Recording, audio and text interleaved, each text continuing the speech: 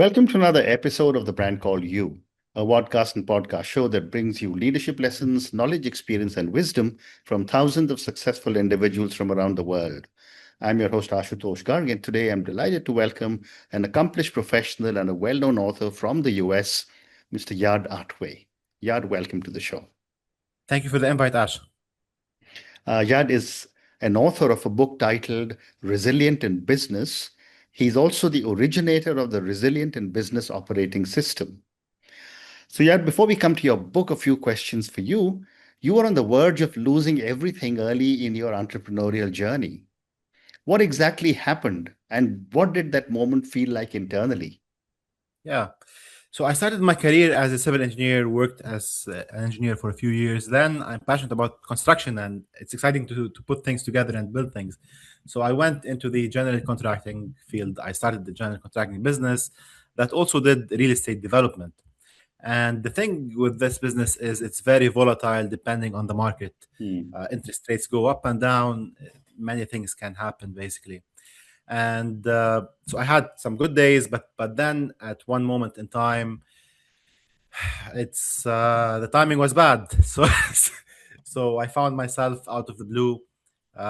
In the general side of things, we had few projects lined up that canceled, so the cash flow stopped. Hmm. On the real estate development side, the market prices went backwards, and then also we on a few projects lost some like a lot of money. Hmm. That coupled with personnel issues, coupled with different personal problems, and I found myself. It's like they all happened at the same time. My back is against the wall. No money, cash flow problems. What to do from here? And passionate about this journey, about being an entrepreneur. It's like, okay, we have to figure out a way to keep going. And this is the idea of writing this book came Fascinating. from. Fascinating. Yet many founders experience failure, but not all transform from it. And yet you did. What made you step back and study founder psychology instead of Yeah, walking away? it's all about mindset. I believe, and the way that you carry yourself, the way that your perception of events and your analysis of them will determine whether you are successful in keeping moving forward or not. Mhm. So understanding ourselves better is what will give us the foundation to to to navigate this chaos that we see every day. And personally, I'm just being always curious about everything, kind of thing. I have ADHD, so I keep learning wherever I can. And Mhm. a series of events, it's like by mistake, you can say, but now looking back at them, it's they all converge to what we're doing right now. Yeah. Very interesting. Was there a specific turning point or moment of clarity that led you to develop what you now call entrepreneurial resilience? Absolutely.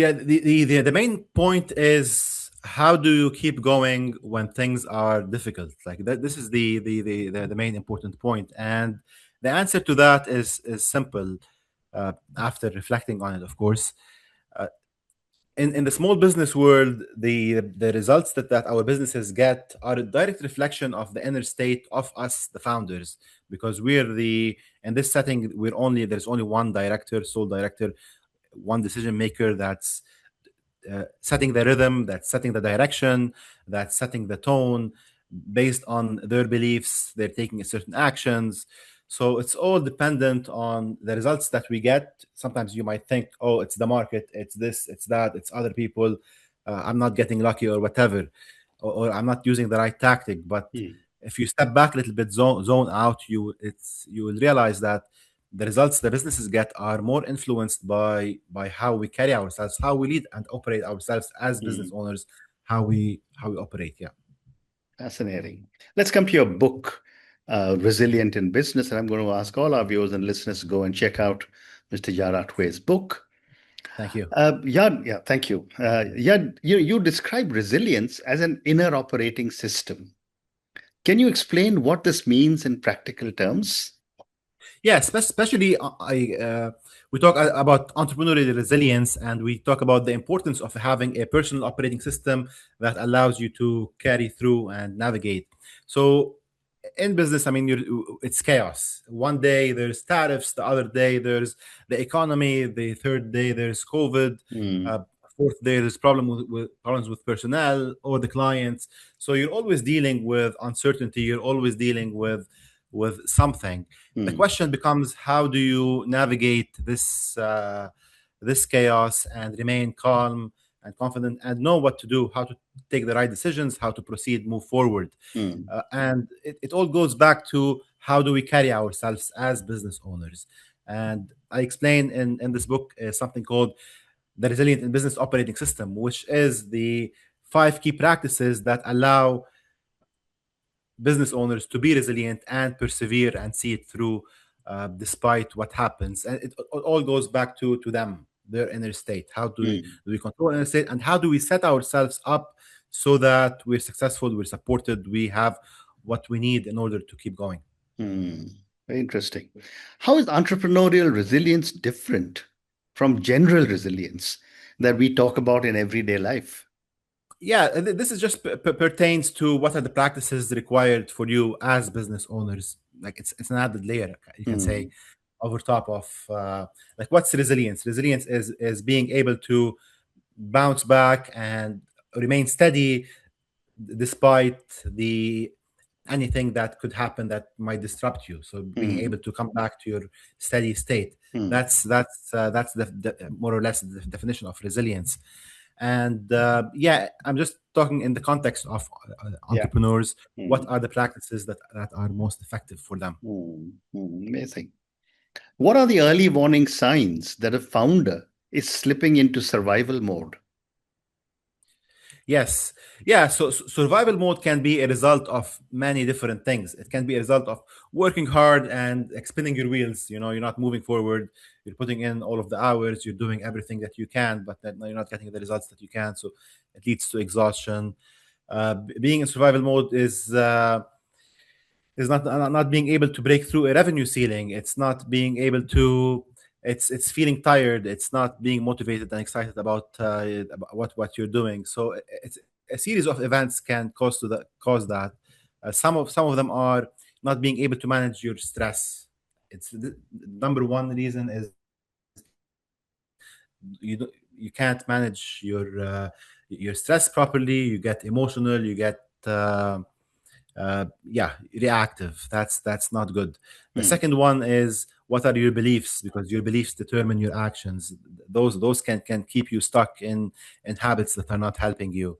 Not putting the right support structure around you, so people that can help jump in and help you and help your business basically thrive, people that are on the same page. If you mm, don't manage your energy properly, you can also drain yourself easily. So all of those combinations can lead to us being in survival. Well said. You created the Resilient in Business Operating System. Yes. Tell me what inspired you to create it, and tell me a little bit about the key components of the system.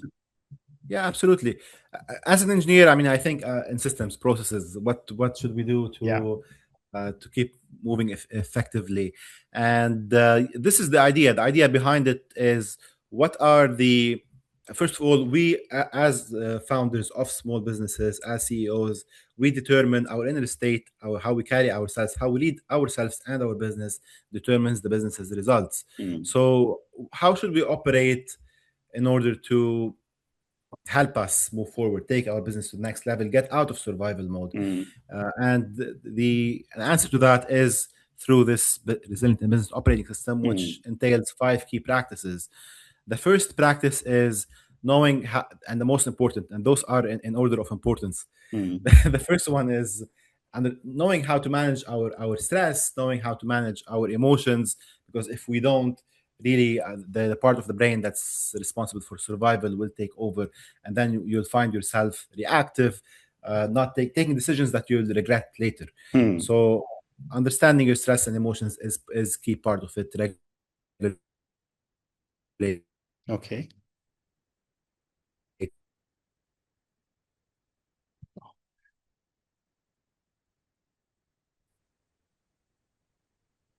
Yeah, tell me, what is the first shift a founder must make to begin implementing your system?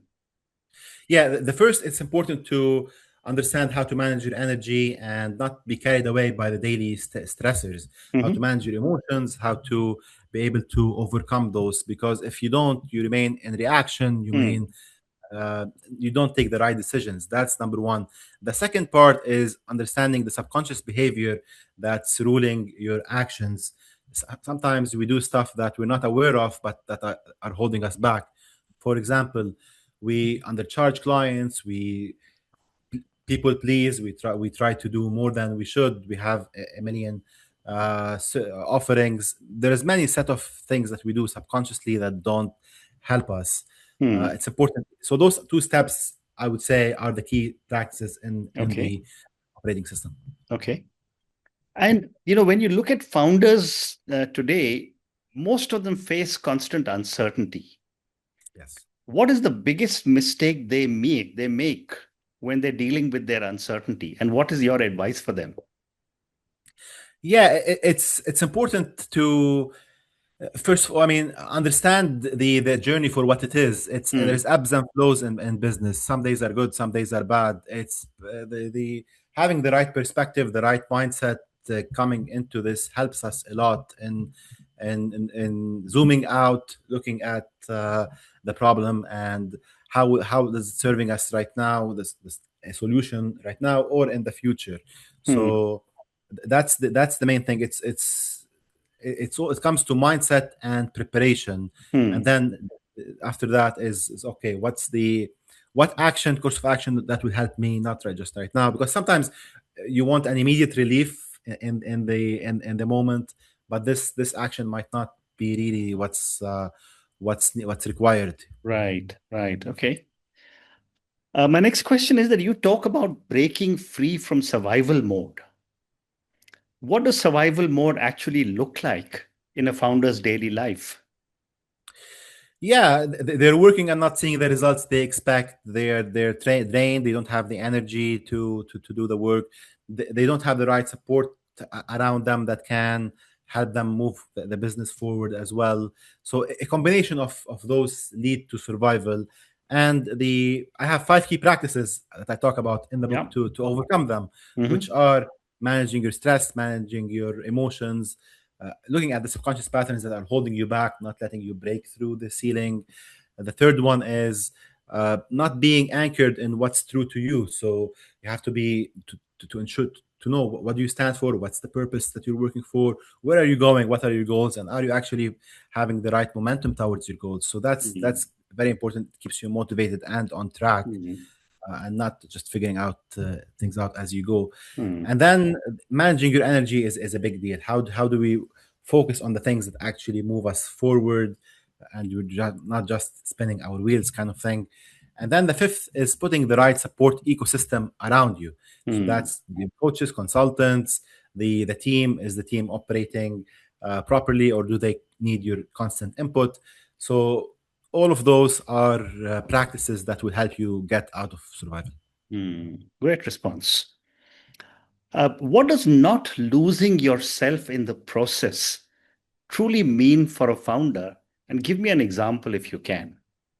Yeah, not burning out. That's what it means. I mean, sometimes eventually, due to the constant pressure, the stress that doesn't go, and it's daily, uh, it's coupled with people not seeing the results that they expect, they lose motivation. Then Hmm. they become disconnected from why they are doing this and the purpose. And Right. yeah, so they're not motivated anymore to keep moving forward. Hmm. That's I would say that's one key example for this. Okay. Um, how can founders scale their businesses without burning out or compromising their values?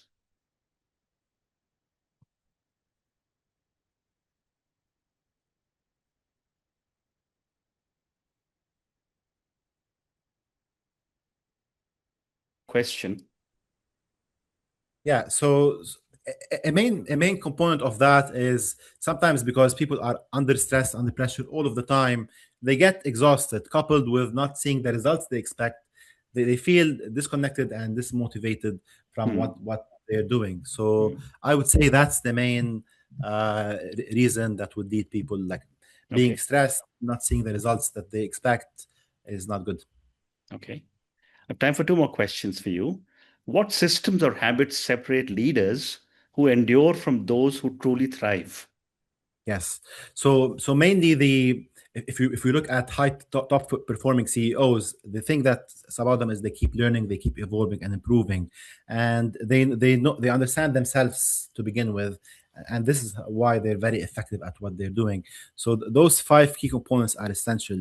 It's knowing how to manage your stress, knowing what subconsciously holds you back, uh, knowing your purpose and where you're going, and thinking in a way that serves your purpose, because sometimes we say you want something but we don't operate at that level, and that doesn't hurt us, it doesn't help us. Basically, a person that's running a $500,000 company thinks differently than a person that's running a $10 million company. So you want to be there, great, think and operate at that level. It's very important. And then manage your energy properly, focus on what matters, what moves the needle. So that, coupled with putting the right structure around you, because it's to help move you towards your vision. So those Hmm. five key practices are essential to be able to get to the next level. Very interesting. And my last question for you, Yad. If a founder listening today feels like everything is about to collapse, Yes. what are the first three things they should do immediately? Yeah. So step back, take a deep breath, look at have some perspective of what's happening, what's going on. I mean, it's not the end of the world. Sometimes this could be a good redirection. So it's a case by case scenario for people. Sometimes there's no one size fits all answer to this. But sometimes when things don't go as planned, it's okay. It's good. You're meant to do something else. It's a learning experience. And the silver lining here is this: sometimes you see people complaining when they don't have any money, and it's ridiculous, because if someone was able to get out of large amount of debt and keep going and be successful as business, as an owner, you're with $0, you're still at a better place than where they're at. Mm, So resources do not necessarily matter. They don't. You can always figure out a way to persevere, to keep going towards your vision. It's mm. understanding perspective, and I'd say this is a long-term game. Like, there's no get rich quick kind of thing. It's not a it's understanding what you want. Yeah. It's a lifestyle that you pursue for the long term. Just Mm, having some perspective around it and the nature of it helps you navigate it better. mm. And on that note, yeah, as you were talking, I was reminded of Murphy's Law, which for every founder applies. Anything that can go wrong will go wrong. But I think you've given us some very, very interesting pointers on how to stay resilient, how to be able to understand what is going on in our lives as founders, and how to be able to tackle a lot of our challenges. Thank you for speaking to me, and good luck to you. I appreciate it. Thank you, Ash. Thank you. Thank you for listening to the Brand Called You videocast and podcast, a platform that brings you knowledge, experience, and wisdom of hundreds of successful individuals from around the world. Do visit our website www.tbcy.in to watch and listen to the stories of many more individuals. You can also follow us on YouTube, Facebook, Instagram, and Twitter. Just search for the Brand Called You.